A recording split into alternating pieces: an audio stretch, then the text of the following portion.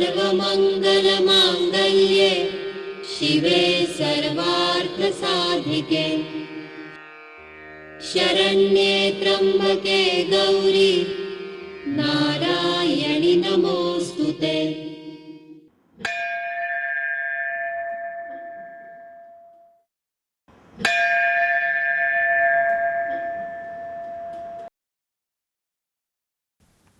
धार्मिक कृतियों के शास्त्र से संबंधित विशेष धर्म सत्संग की इस सत्संग श्रृंखला में हम देख रहे हैं नवरात्रि के संदर्भ में अध्यात्म शास्त्रीय जानकारी। इसी विषय को आगे बढ़ाते हुए समझ लेते हैं अन्य कृतियों का महत्व एवं परिणाम। नवरात्रि में अखंड दीप प्रज्वलन के साथ कुलाचारानुसार माला बंधन करते हैं। कुछ उपासक स्थापित घट पर माला चढ़ाते हैं तो कुछ देवी की मूर्ति पर माला चढ़ाते हैं। समझ लेते हैं। नवरात्रि में माला बंधन के परिणाम। नवरात्रि में माला बंधन का विशेष महत्व है। इसके सूक्ष्म स्तरीय लाभ समझ लेते हैं। सनातन की ईश्वरीय ज्ञान प्राप्तकर्त्री साधिका श्रीमती अंजलि गाडगिल जी को प्राप्त ज्ञान पर आधारित सूक्ष्म चित्र द्वारा देवता को चढ़ाई गई इन मालाओं में गूंथे फूलों के रंग एवं सुगंध के कणों की ओर वायुमंडल में विद्यमान तेज तत्वात्मक शक्ति की तरंगें आकृष्ट होती हैं। ये तरंगें पूजा स्थल पर स्थापित की गई देवी की मूर्ति में शीघ्र संक्रमित होती हैं। इन तरंगों के स्पर्श से मूर्ति में देवी तत्व अल्पावधि में जागृत होता है तथा कुछ समय के उपरांत इस देवी तत्व का वास्तु में प्रक्षेपण आरंभ होता है। इससे वास्तु शुद्धि होती है। साथ ही वास्तु में आने वाले व्यक्तियों को उनके भावानुसार इस वातावरण में विद्यमान देवी के चैतन्य का लाभ मिलता है। हमने माला बंधन के सूक्ष्म परिणाम समझ लिए। सुहागिनों और कुंवारी कन्याओं का पूजन यह देवी पूजन का एक विशेष महत्वपूर्ण अंग है। इसीलिए नवरात्रि के 9 दिनों में सुहागिनों का एवं कुंवारी कन्याओं का पूजन करने का विशेष महत्व है। आइए देखते हैं सुहागिन का पूजन एक दृश्यपट द्वारा। सर्वप्रथम सुहागिन को आसन पर बिठाकर उसके चरण धोते हैं। देव्यायया ततमिदं जगदात्मशक्त्या निःशेष देवगण शक्ति। तदुपरांत उसे हल्दी कुमकुम लगाते हैं। सप्तमं कालरात्रिश्च महागौरीति चाष्टमं नवमं सिद्धिदात्री। यथाशक्ति साड़ी, चोली वस्त्र, नारियल आदि देकर आंचल भरते हैं। उसे फल एवं दक्षिणा अर्पित करते हैं। पूगीफल तांबूल दक्षिणां तुभ्यमहं संप्रददे। और देवी का रूप मानकर नमस्कार करते हैं। हमने इस दृश्यपट द्वारा सुहागिन का पूजन करने की पद्धति समझ ली। आइए अब देखते हैं इस पूजन के सूक्ष्म स्तरीय परिणाम हिंदू जनजागृति समिति की सूक्ष्म चित्रकार साधिका कुमारी प्रियंका लोटलीकर जी द्वारा बनाए गए सूक्ष्म चित्र द्वारा। इस सूक्ष्म चित्र में दर्शाई गई प्रक्रिया यजमान, पति व पत्नी दोनों में होती है, परंतु तकनीकी मर्यादाओं के कारण यह प्रक्रिया केवल यजमान में दर्शाई गई है। यजमान के पत्नी सहित सुहागिन का पूजन करते समय उनमें भाव का वलय निर्माण होता है। सुहागिन में ईश्वरीय तत्व एवं चैतन्य आकृष्ट होते हैं और उनका वलय निर्माण होकर कार्यरत स्वरूप में घूमता रहता है। इसके साथ ही प्रकट शक्ति का प्रवाह भी सुहागिन में आकृष्ट होता है। शक्ति का वलय सुहागिन में प्रकट स्वरूप में घूमता है। इस वलय द्वारा वातावरण में शक्ति के प्रवाहों का प्रक्षेपण होता है। शक्ति का प्रवाह पूजक यजमान और उनकी पत्नी की ओर प्रक्षेपित होता है। उनमें शक्ति के वलय का निर्माण होता है। इस वलय द्वारा उनके देह में शक्ति के प्रवाहों का संचार होता है। वातावरण में भी शक्ति के कणों का प्रक्षेपण होता है। सुहागिन के देह में विद्यमान कुंडलिनी के सर्व चक्र कार्यरत होते हैं।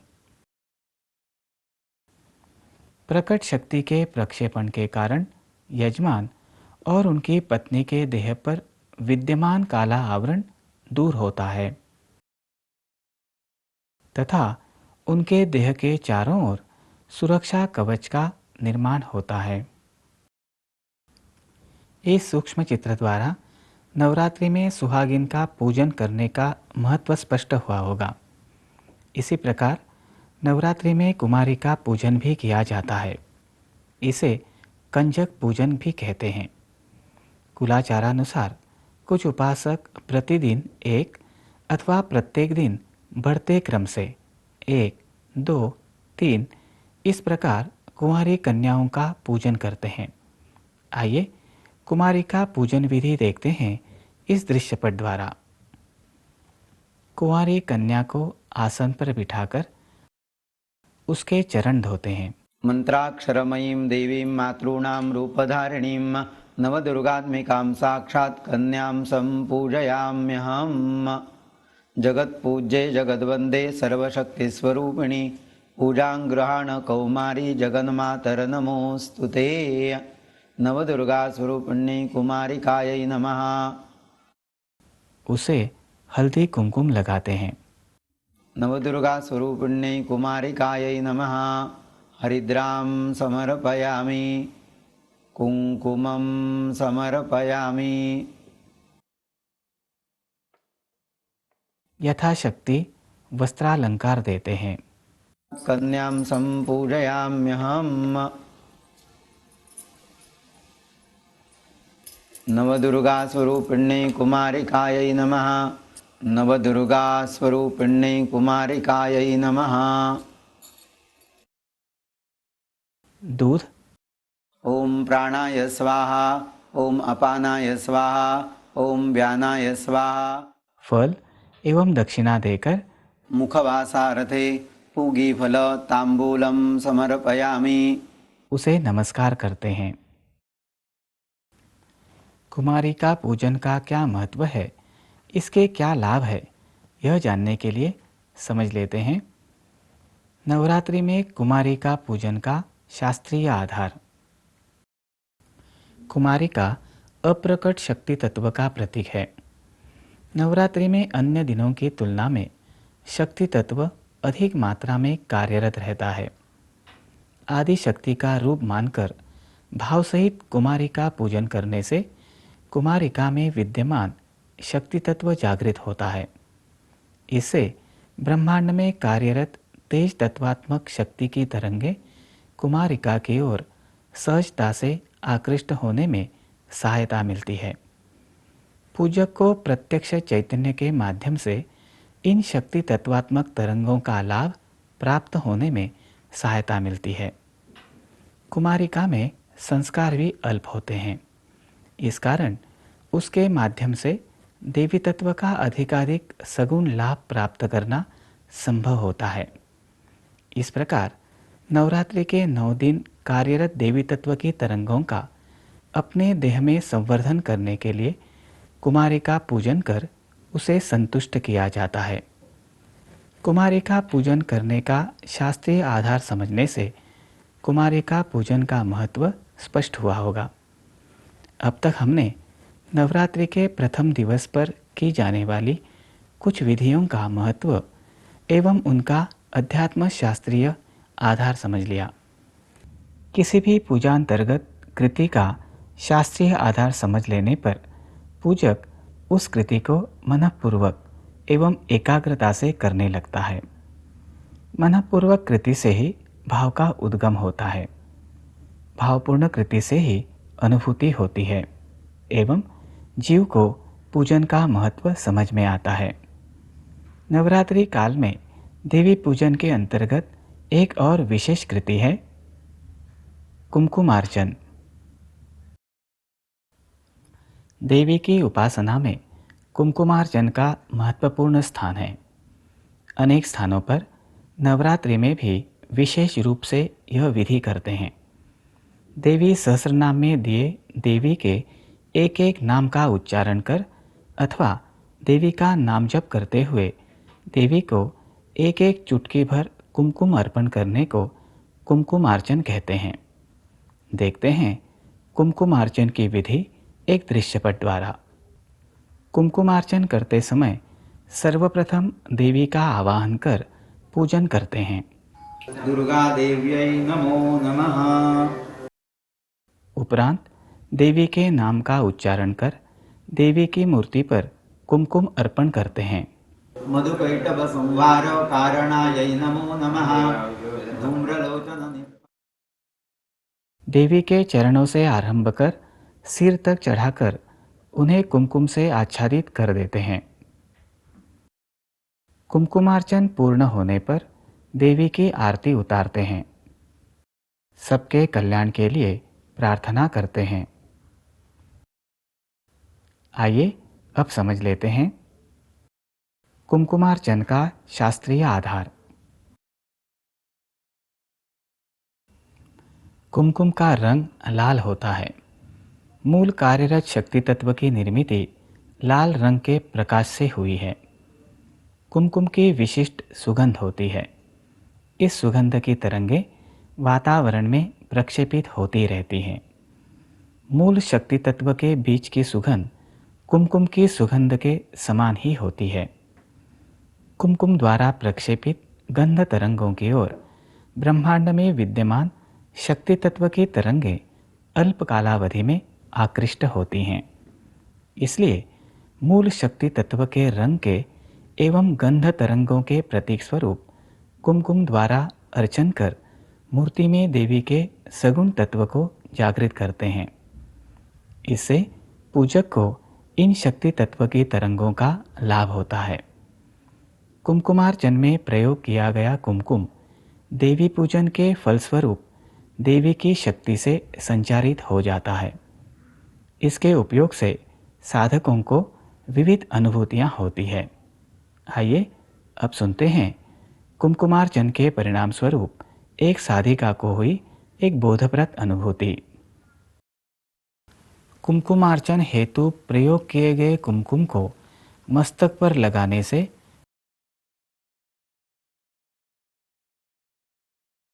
प्रार्थना एवं नाम जप भावपूर्ण होकर उत्साह प्रतीत होना।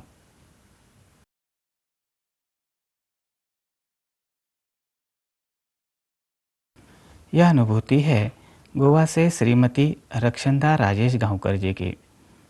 वे कहती हैं 27 जनवरी 2004 के दिन वे गोवा के श्री सातेरी देवालय में कुमकुमार्चन हेतु गई थी। उनके द्वारा चढ़ाए गए कुमकुम से पुजारी ने देवी के मूर्ति का अर्चन किया। उसके उपरांत देवी से प्रार्थना कर पुजारी ने वह कुमकुम श्रीमती रक्षंदा जी को दिया। कुमकुम लेते हुए श्रीमती रक्षंदा जी ने देवी से प्रार्थना की, हे देवी माँ, इस कुमकुम से मुझे शक्ति मिले, मेरी प्रार्थना और नाम जप उत्तम ढंग से हो। तब से वे जब भी अपने मस्तक पर देवी के प्रसाद के रूप में मिला कुमकुम लगाती है तब उनका नाम जप आरंभ हो जाता है और एक अनोखा उत्साह प्रतीत होता है। इस अनुभूति से देवी को कुमकुमार्चन करने का और प्रसाद स्वरूप वह कुमकुम लगाने का महत्व समझ में आता है।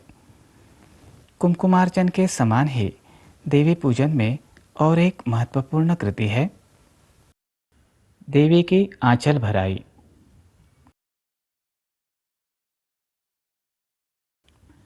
पिछले सत्संग में हमने देखा कि नवरात्रि में देवी तत्व के प्रतीक स्वरूप सुहागिन का पूजन किया जाता है। सुहागिन की पाद्य पूजा और आंचल भराई कर प्रार्थना करने से उसमें विद्यमान देवी तत्व जागृत होता है। यह जागृत देवी तत्व पूजक को प्राप्त होता है और उसका वातावरण में प्रक्षेपण होता है। इसी प्रक्रिया स्वरूप देवी पूजन अंतर्गत आंचल भराई की विधि की जाती है। आंचल भराई अर्थात देवी को साड़ी, चोली वस्त्र और नारियल अर्पण कर देवी पूजन संपन्न करना। अब हम समझ लेते हैं देवी की आंचल भराई का महत्व।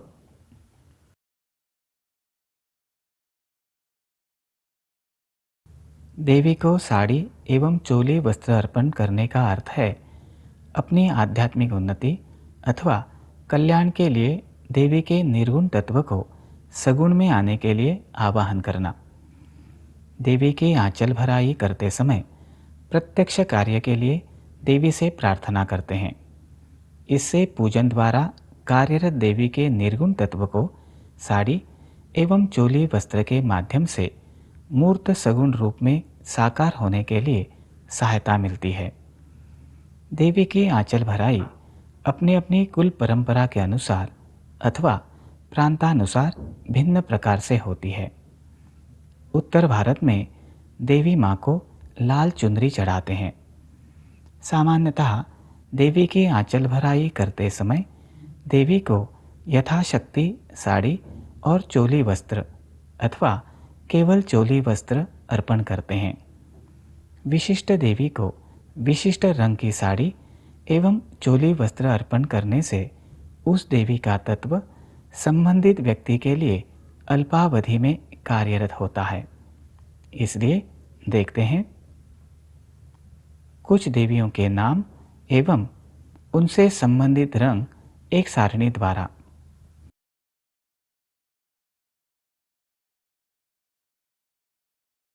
एक, श्री दुर्गा देवी को लाल रंग के वस्त्र अर्पण कीजिए। 2. श्री महालक्ष्मी को लाल एवं केसरी रंग के वस्त्र अर्पण कीजिए। श्री महासरस्वती को श्वेत एवं लाल रंग के वस्त्र अर्पण कीजिए। 4. श्री महाकाली को जामुनी एवं लाल रंग के वस्त्र अर्पण कीजिए। इस सारणी से स्पष्ट होता है कि आंचल भराई अंतर्गत किस देवी को कौन से रंग का वस्त्र अर्पण करना चाहिए। यह भी स्पष्ट होता है कि लाल रंग में शक्ति तत्व आकृष्ट करने की क्षमता सर्वाधिक होती है। आइए अब देखते हैं देवी की आंचल भराई की उचित पद्धति।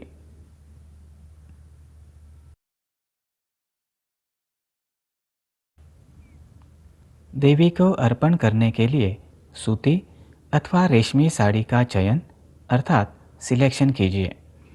सूती एवं रेशमी धागों में देवता से प्रक्षेपित सात्विक तरंगे ग्रहण कर उन्हें संजोकर रखने की क्षमता अन्य धागों की तुलना में अधिक होती है।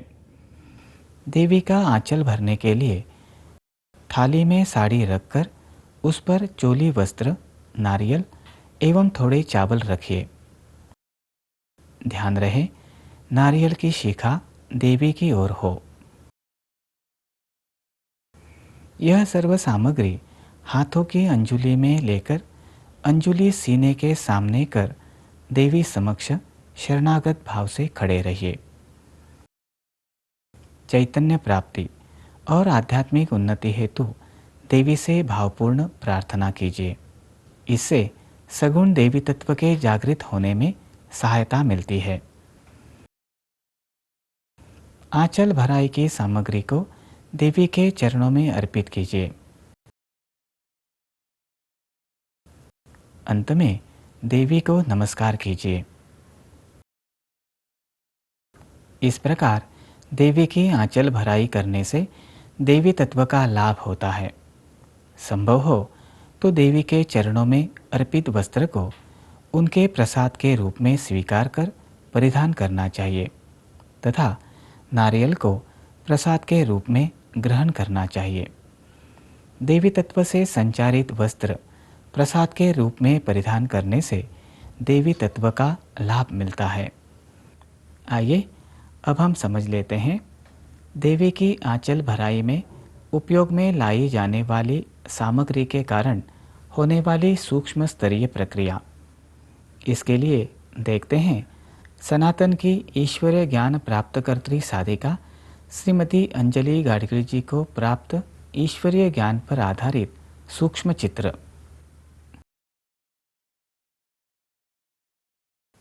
नारियल की शिखा की ओर देवी तत्व आकृष्ट होता है।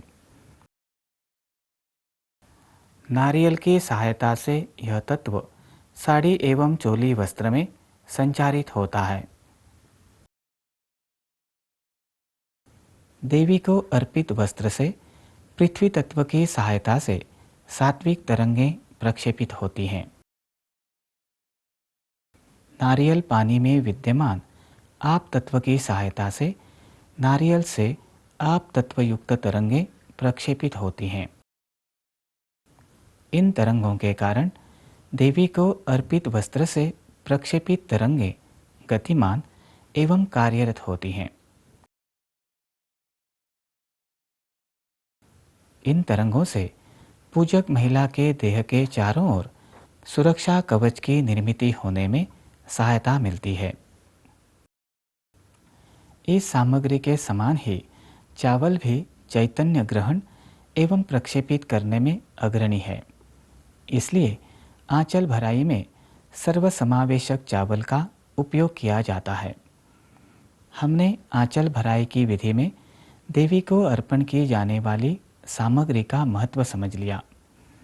आंचल भराई के फलस्वरूप देवी को अर्पित साड़ी और चोली वस्त्र देवी तत्व से आवेशित हो जाते हैं। इन वस्त्रों में विद्यमान सात्विक तरंगों के कारण पूजक महिला के प्राणदेह एवं प्राणमय कोश की शुद्धि होने में सहायता मिलती है। अब सुनते हैं देवी के लिए अर्पित साड़ी परिधान करने से एक साधिका को हुई बोधप्रद अनुभूति। देवी को अर्पित साड़ी प्रसाद समझकर पहनने से प्राण शक्ति बढ़ना और शरीर के चारों ओर सुरक्षा कवच की निर्मित होना। अनुभूति सुना रही है गोवा से कुमारी सुषमा पेडनेकर। प्रतिदिन अधिकाधिक सात्विकता का लाभ हो, इसके लिए मैं सात्विक पोशाक के रूप में साड़ी पहनती हूँ। इससे मुझे सेवा करते हुए उत्साह का अनुभव होता है। एक दिन मैंने देवी के लिए अर्पित साड़ी उनका प्रसाद समझकर पहनी। इससे मेरी प्राण शक्ति बढ़ गई। मुझे अपने शरीर के चारों ओर चैतन्य के सुरक्षा कवच की निर्मिति का भान हुआ।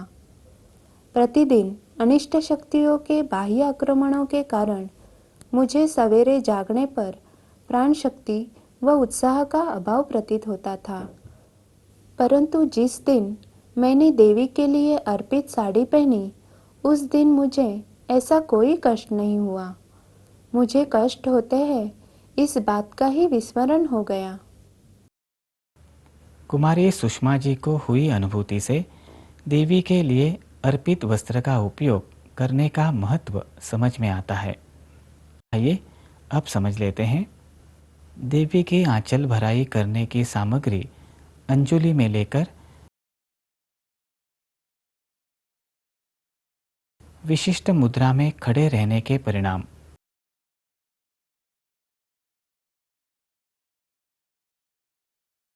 ये परिणाम समझने के लिए देखते हैं श्रीमती अंजलि गाडगिल जी को प्राप्त ज्ञान पर आधारित सूक्ष्म चित्र।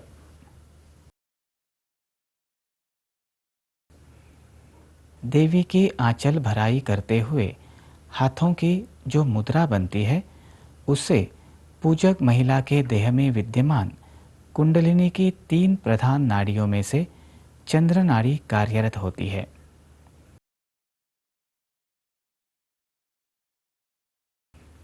महिला के मनोमय कोश में सत्वगुणों की वृद्धि होने में सहायता होती है।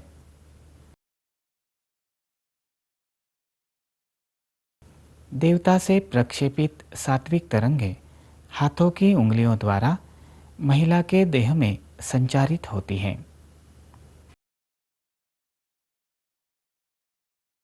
इससे उसके देह में विद्यमान कुंडलिनी के चक्रों में से अनाहत चक्र कार्यरत होता है। फलस्वरूप महिला के मन में देवी के प्रति भाव जागृत होता है। इससे महिला के स्थूल एवं सूक्ष्म देहों की शुद्धि होने में सहायता मिलती है।